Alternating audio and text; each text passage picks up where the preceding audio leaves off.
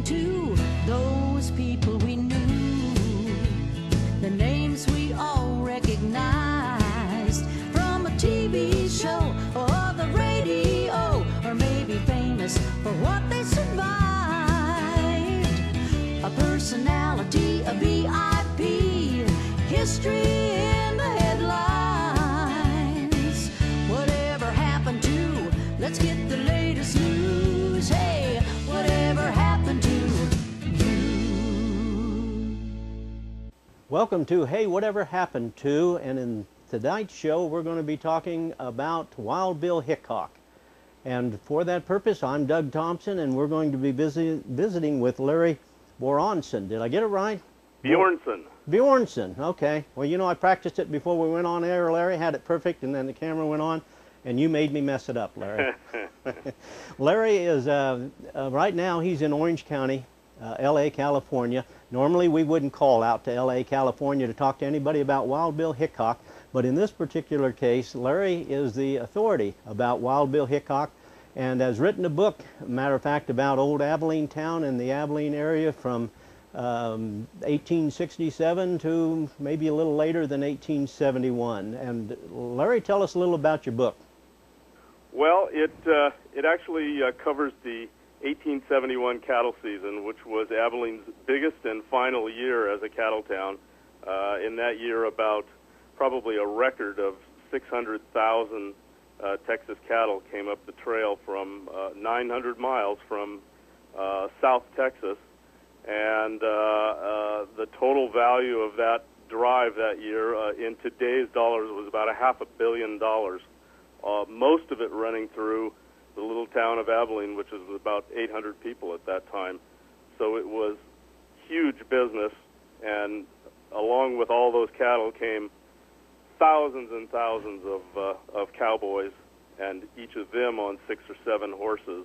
So the scale of the operation was pretty much beyond anything that you've ever seen on TV or in a movie. Yeah, the reality of it is, Larry, if I'm correct on this, first, the need for the cattle to be driven from Texas, the value of the cattle in Texas may have been $3 or $4 a head. And if they took them to a rail station, which Abilene was, because in Texas they didn't have any rail connections that they needed, so if they would take them to Abilene, what would be the value of the livestock then? Well, almost 10 times what it was in Texas. Texas was kind of a broken economy after the Civil War, and it was that $3 or $4 in Texas versus $30 to $40 in Abilene that drove the drive, that made people in Texas willing to go so far to get to a market. The other problem was that they came to a place like Abilene, which was considered western Kansas at that time, is fairly unsettled. Texas cattle had a disease called Texas fever, which was deadly to northern cattle, and there were a lot of restrictions on them driving them anywhere else, such as through Missouri to get to the cattle markets directly. So they had to swing way west and then be shipped by rail, which was legal despite the disease they had, which had no effect on humans. It was just a thing that was hard on cattle. But that price difference and the disease issue is what made Abilene and all the other cattle towns that followed what they were.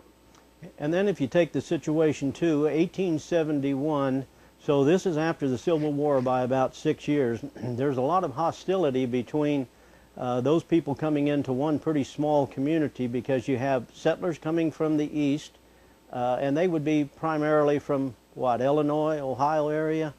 Yes, but there were a lot of Germans that came in, and other Europeans. There were Russians. There was, and 71 was a big year for internal immigration into Dickinson County. Just at the very moment that a record cattle drive was coming up, and they both wanted the same land, and they were completely incompatible uses. So it created strife almost immediately. And then the drovers who were bringing the cattle up, about a 2.5 month journey from Texas to Abilene, and those people were primarily of may have fought in the Civil War on behalf of the South, or had relatives certainly who did, and they're all coming into Abilene, and that's a mix of a major problem for a small town such as Abilene. And in this case, Larry, if I am correct, why Abilene hired an individual to come in as the marshal. And we're going to have to cut away and take a break, but when we come back, I want to visit with you about who Abilene selected and what he was walking into and what his credentials were coming into that setting. Stay with us. We're going to be right back after this break. Hey, whatever happened to you?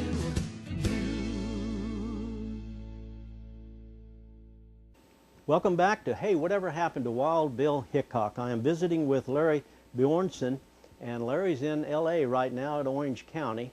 And we wouldn't think normally somebody from Orange County, California, out in L.A. would know much about Wild Bill Hickok, but in this case we have an authority in regards to Wild Bill Hickok, old Abilene town, south of the tracks, north of the tracks.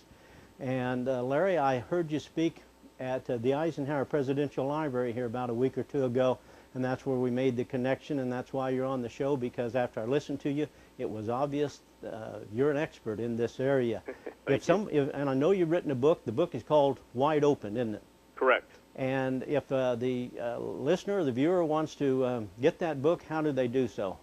Well, it was published by Penguin, so it's available at just about any of the usual outlets. The local bookstore, Rivendell in Abilene, has many copies, but you can get it on Amazon and Barnes & Noble, and it can be ordered just about any place. And do you have a website? I do. It's wideopennovel.com. Okay. All right. And if they want your home phone number, you want me to give that out later in the show? Sure. No, I'm only kidding, Larry. I wouldn't give out your phone number. Yeah, you have been very cooperative, and appreciate it. So anyway, Abilene in about 1871 starts looking for a marshal. They had a marshal before Wild Bill, and that was that Tom Smith? That was Tom Smith. They're from 67, the first year that they were a cattle town, to 69, they tried to use local guys to be marshals, but those guys really weren't up to the job with the huge numbers of cowboys. In 70, they brought in Tom Smith, who was very good and very well liked by just about everybody, and very effective as well. But in late 70, Smith went out to the Chapman Creek area to make an arrest in a murder case, and got into a fight out there and was shot, and then one of the people who was there pretty much almost beheaded him with an axe, and that was the end of poor Tom. And then as 71 arose, came closer and closer, the people of Abilene realized that they had one of the biggest years they'd ever had coming at them, and they still had no marshal as late as April, and that was just about the time that the cowboys started arriving. They discovered that Wild Bill was at Fort Harker to the west. They sent out an emissary to make contact with him, and in late April, he was brought in as marshal. Okay, and now, of course, we know him as Wild Bill, but his actual name was James Butler Hickok. Correct. And how does he get it out here to the west? How does he even get here? Because where'd his family come from? He lived in Illinois, and in about 1856, he and his brother Lorenzo walked to Kansas. Believe it or not. I think they were pretty adventurous guys, and the small town that they lived in wasn't too appealing to them anymore. But the idea that they just set out on foot, probably with a suitcase in one hand, is pretty amazing. And they initially arrived right during the bloody Kansas years, where the Free State Army was fighting against the border ruffians to keep Kansas free of slavery. And Hickok joined that group. And when his skill with a gun was discovered, it wasn't long before he rose pretty rapidly through the ranks. And he became an Indian scout? He was an Indian scout. He was a spy during the Civil War behind Confederate lines. He was a deputy U.S. Marshal. He had a time fairly brief brief where he was the sheriff of Ellis County, which was basically Hays City, Kansas. And his experience by the time he arrived in Abilene was pretty thorough. He was an established guy.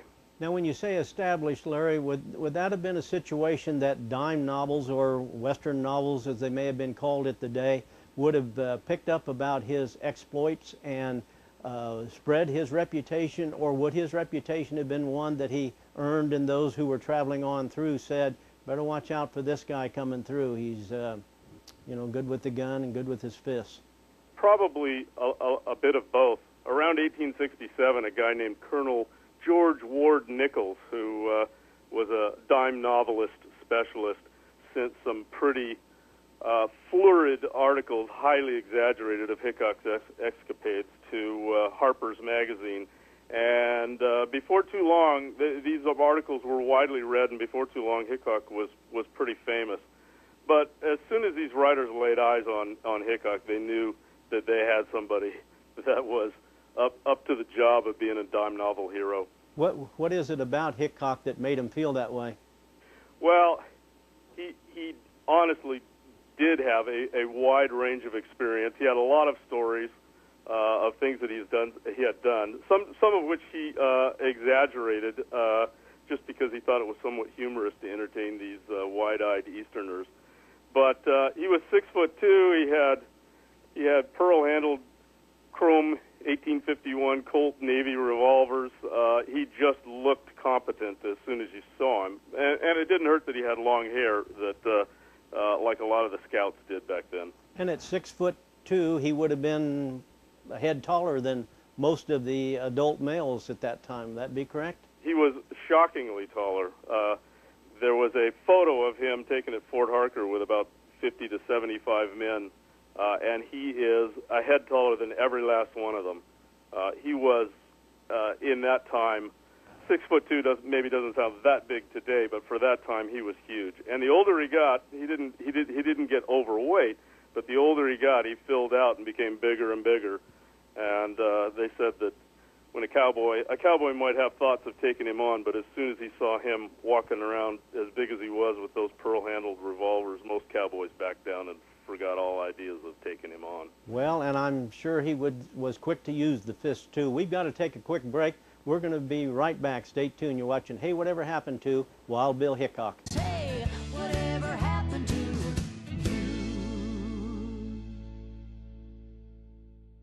Welcome back to Hey, Whatever Happened to Wild Bill Hickok, and I'm visiting on the phone right now with Larry. I'm just going to leave it. Well, yeah, Larry, you can say your last name. I was just going to say Larry B. But welcome back, and thank you for being with us here. Larry's in L.A. right now. We're talking about Wild Bill Hickok. And when we left the story, Wild Bill is now the marshal at Abilene. The trail drives are coming in, and that mixture of everything that follows with the trail drives. There's a south of the tracks in Abilene and a north of the tracks in Abilene. And Larry, what does that mean to you? Well, there was basically a district. It was all Abilene, but there was a district south of the track that was kind of set aside for the cowboys and good times. It was basically a big row of saloons and hotels and dance halls, and this is where the cowboys went to enjoy themselves and pretty much relieve themselves of any money that they might have earned, which was pretty much usually all of it by the time they left.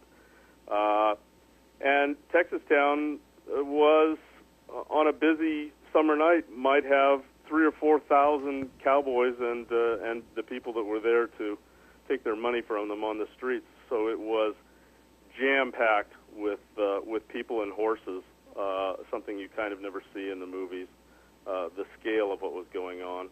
And Hickok, until the very end of the summer, managed to keep the lid on pretty good. There were no deaths until pretty much the very end. That's amazing. That is amazing. What happened that caused any parting of the ways between Abilene and Hickok? Well, Hickok got into a dispute with a saloon owner by the name of Phil Coe. Phil was probably the only guy in town that was as big as Hickok himself. He was 6'2", about the same age, And they almost immediately butted heads for a variety of reasons. And as the summer season closed out, Phil Coe, probably drunk, with a lot of followers, was causing a ruckus in the street, firing guns off, and Hickok went out and confronted them. At some point, Coe's pistol went off. It's uncertain whether it was on purpose or an accident, but it fired a bullet between Hickok's legs into the boards that he was standing on, and at that point, Hickok shot Coe with both his guns at close range. And unfortunately, Hickok's deputy, a good friend, Mike Williams, was running to assist him, and in the smoke and harsh light, Hickok turned when he heard the footsteps, saw a man running toward him with a gun, and fired again, hitting Williams in the head, killing him as well. And most people agree that Hickok's life went downhill from that point on. He was extremely disturbed that he had killed Mike Williams. And Mike Williams was actually a friend of his too, wasn't he? Yes. It was very hard on Hickok. Hickok paid for Williams' funeral expenses, paid to ship him back to his body, back to Missouri to his mother, and they say that he suffered depression and drank more ever after that, and that led to his ultimate trip to Deadwood in Dakota Territory. Yeah, and I'd heard that Wild Bill Hickok, or James Butler Hickok, was a very mild-mannered guy with a good sense of humor, pretty laid back, unless, of course, he felt threatened or you pushed him enough. And then I have read that he would get that stare, and you knew you were probably in trouble. He was not a bully. He never looked for trouble. He hung out in places, though, where trouble was likely to come to you, whether you wanted it or not. And he wasted no time. I'm kind of going to DEFCON 5 when there was a threat. He did not delay in taking action, and that action, he was incredibly accurate with his guns. Time after time, he hits his opponents in the head or square in the body, something that's hard to do in a panic, fast-moving situation. But he did it over and over and over again. Yeah. And I think most people that challenged him just really didn't know what they were getting into. Whatever happened to Wild Bill? Because from Abilene he leaves the area, and then what happens? Well, first he did a short stint as a stage actor with Buffalo Bill Cody in New York. He did not like acting. He felt like he looked like a fool. He felt like all of them looked like fools. And at some point he returned, and I think as he got toward his late 30s and into middle age, he decided that he needed some changes. He married a woman named Agnes Lake Thatcher, who was a circus owner. She owned the Hippo Olympiad and Mammoth Circus. That's some marketing. And they were married only briefly, early '76, before Hickok decided that he would take a party of prospectors to the new gold region that had opened up in and around Deadwood in the Black Hills. And then once he got up to Deadwood, what became of him? Well, he arrived in about July of '76, and he was really only there 28 days, not very long.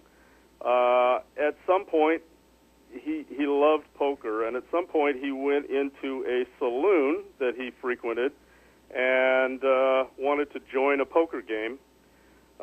He asked, as he almost always did, for if the fellow whose chair was to the wall would trade places with him.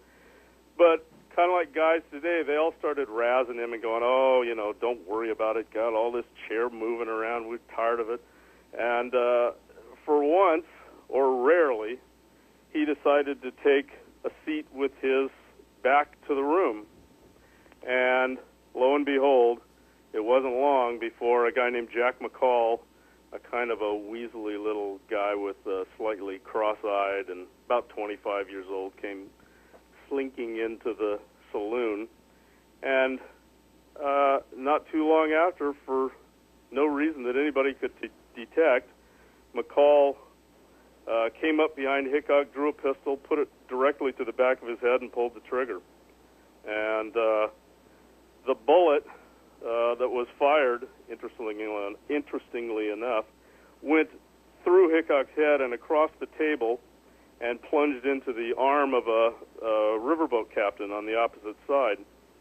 And that riverboat captain, Captain Massey, never had the bullet removed from his arm. And they said that in later years he could pull the skin of his arm tight and you could see a blue spot. And he would say, that's the bullet that killed Wild Bill. Wow, wow, what a story. We have been listening to Larry in regards to the death of Wild Bill Hickok. And I hope you've enjoyed today's show. This is Hey Whatever Happened to Wild Bill Hickok. Larry, thank you, and stay tuned with me because we're going to go over to the bonus footage, and on the our website you'll be able to pick it up. Stay with me, Larry. Thank you. Thank you. Thanks for watching.